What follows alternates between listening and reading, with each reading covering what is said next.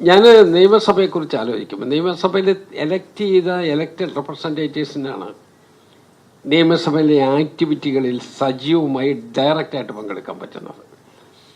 പക്ഷേ നമ്മുടെ ലോകത്തെ ചില ജനപ്രതിനിധി സഭകളിൽ ജനങ്ങൾക്ക് വേണമെങ്കിൽ ചോദ്യം ചോദിക്കാം.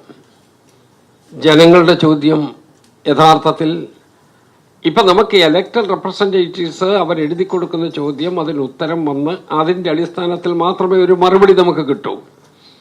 ജനങ്ങളോ അതിലെ ഏറ്റവും പ്രധാനപ്പെട്ട പങ്കാളിത്തം ജനങ്ങൾക്കല്ലേ. നമ്മളെ എലക്ട് ചെയ്ത ജനങ്ങളല്ലേ നമ്പർ 1. ആ ജനങ്ങൾക്ക് അവരുടെ ജനപ്രതിനിധി സഭയിൽ ഒരു ചോദ്യം ചോദിക്കണം എങ്കിൽ എന്താ മാർഗം എന്നോട് സംശയം ഉന്നയിച്ചിട്ടുള്ള ചില ആളുകളുമുണ്ട്. ചില ഉദാഹരണങ്ങളും അവർ പറയുന്നുണ്ട്. ഞാനൊരു സജീവ ചർച്ചയ്ക്ക് വേണ്ടി പറയുകയാണ്.